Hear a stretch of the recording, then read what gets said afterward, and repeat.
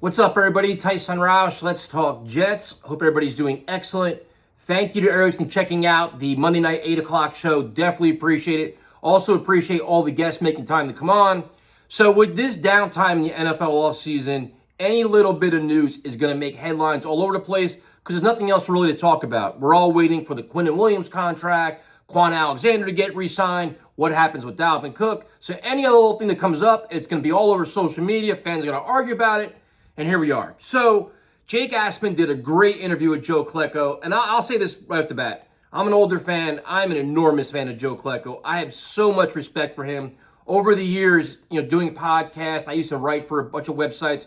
We were doing endless campaigns to get Klecko into Canton. And that because Pro Bowl, 3 different positions. He gave his heart and soul to the New York Jets. He loved being a Jet. He loved the fans. I mean, he embraced every facet of it, man. So he was truly one of us. So for him to get in the Hall of Fame was enormous, and I'm just a big fan of him. So he was on Jake Aspin's show, and he talked about how, he talked to Revis, and he's excited that these two can go in together as two of the best of all time, for the Jets, and which is great. I think he was being very complimentary. He's being humble. Like, Klecko's a very humble guy, man. I mean, when he talks about his career, he got a little bit edgy because he thought he belonged in the Hall of Fame, and he was right. But Revis's reaction to this was so ridiculous and selfish and just inexcusable and unnecessary. I know this isn't going to be like what everybody else is saying. I really don't care. Like, I'm not looking to be best friends with Darrelle Revis. I can give a shit, So Revis is basically saying, listen, I was being nice to you saying, we're going in as two of the best, but I'm the best. I'm the best defensive player in the history of the Jets, and it's not even close. And he was kind of like just being like a prick about it. And then like fans asked him, hey man, do you want to talk, kind of walk this back? He's like, no. And then he's like, I'm going to launch my own podcast. And a fan's like, well, how do you have Klecko on as a guest? He's like, absolutely not. Like, he was just going after it. And it's like, Hall of Fame weekend is going to be such an awesome weekend for Jet fans. You have Aaron Rodgers' first preseason game. He's not going to play, but he's on the field. Your team's on the field. You have 2 all-time greats going into the Hall of Fame in Revis and Klecko. So much excitement. There'll be Jet fans everywhere. And now you have this shadow hanging over this whole ceremony where it's like, will Revis and Klecko talk? Will Revis apologize? Will Klecko respond? The classy thing is just like, as a member of the Jets, like the Jets went above and beyond for Revis. He held out. He's always looking for more money. They traded him. They overpaid him to come back. And it's just wild. And now I'll say this. Like, when Revis was a Jet, I actually had press credentials. So I watched him in practice. And he had a year, he probably had one of the best years I've ever seen for a defensive player in my life. But with that being said, you just stay classy, man. Because, like, to just shit on Joe Klecko and be like, yo, man, I'm much better than he is, and it's not even close. Dude, how do you even watch him play, man? Do you even know what he did? He was playing hurt. He played in the nasty days of the NFL. Pro Bowl at 3 different positions. The nastiness and all, like, it's just, to just discount him like that is ridiculous. And I just don't get it. I think this is all just drama for no reason. And now it's going to be lurking out there. So somebody's going to have to call Reeves and say, listen, man, bite your tongue, issue some kind of apology, put the happy field back in this moment, because the Hall of Fame shouldn't be about this, especially when you're in the same organization. So, I don't know, man. Disappointing. And I like Revis. And the fans, you always like him, but there's always a moment he does something, you're like, man, dude's always about himself. And I understand people are going to say, well, the money thing, the NFL is a business. And Revis handled like a businessman. And he was very smart, and he made a ton of money, and he won a ring with the Patriots. Like, whatever. So I don't care about that. I just don't like that Klecko is stuck in the middle of this when this is the highest honor he can achieve, and he wants to enjoy it with his teammates and with all the fans. And to have to answer this and be stuck in the middle of this, I think is stupid.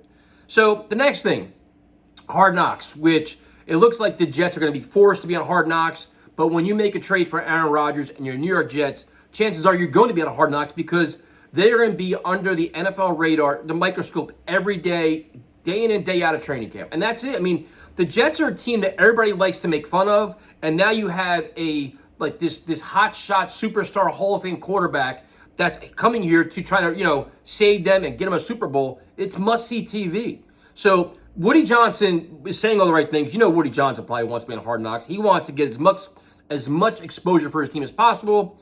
I'm sure Saleh and Rodgers are like, man, we don't want the extra cameras here. So now it's like, will the cameras be a distraction or not? And for me personally, I think there's a chance that they will be, because you have all these young players are going to have these microphones. Do they do the little extra things to get on TV, get their little sound bites? Do they get their clips? Did he leak any little stories to create any kind of controversy? You have the Mekhi Becton thing there. Just little stories that could come out that could be a distraction or could create some kind of media thing. But here's where the distraction goes away. Where Saleh and Aaron Rodgers and CJ Mosley and DJ Reed, all the veterans, control the locker room and control the nonsense. But listen, this is what's going to happen. You already have the cameras there at One Jets Drive, but all these other little things, like the HBO will be looking for things, right? So then the Jets got to say, listen, stay within yourselves. Let's practice like the cameras aren't there and do our thing. The one thing I don't want to hear is an excuse. Well, Hard Knocks was here. We couldn't do this. We couldn't do that. We had a problem with this. Listen, man, I don't want any excuses for this team whatsoever. The cameras are there, so be it. Get the best practices you can get. Find a way to do whatever you have to do to get through training camp without having any kind of additional nonsense. So if it happens, it happens. I mean, I'm not going to be all pissed off. Like, I see everybody arguing over Twitter. Like, me personally, I wish they weren't on it. But then there's a side of me that says, you know what? The more access we get to training camp, the better. A lot of us can't go to training camp. They're probably going to only have, 8 practices open to the public. So now you see the behind the scenes. You may see those guys that are putting in the extra reps that we don't see. You may see, conversations that, they may catch little things that we may not see from the media, from the beat writers. So from that perspective, it's kind of cool. But, listen, it is what it is. I really don't care. But just don't make this an excuse for anything. The last thing is expectations for the Jets. Over the last month or so, I've been talking to so many Jet fans, and everybody's like, are you excited? What do you think? And to me, this is pretty easy. Like, a realistic expectation for this team is you're making a legitimate run at the AFC East. You're talking 11 wins, 10, 11 wins. Anything less than that, barring injuries, is completely unacceptable. There's too much talent, and not every team is perfect. Like, you're not going to start 22 Pro Bowlers. But you look at the talent on the Jets, they have enough to compete with everybody. On offense, you have Garrett Wilson, you have Breece Hall coming back. You have all kinds of solid playmakers. In the past, we were trying to justify players like, whoever, Braxton Berrios and David Nelson, all these guys, trying to overcompensating for things. And it's like, now it's like, you don't have to make up stories here. The Jets have talent on both sides of the ball. When you have DJ Reed and Sauce Gardner, you have a pass rush that can go 3 or 4 deep. You have all these pieces here, so there may be an initial learning curve with the offense the first few weeks. You have a Hall of Fame quarterback that can get around that. He can get rid of the ball quickly. He can find the open guy. So it's like when you have all these pieces, you have to contend for the division. You have to.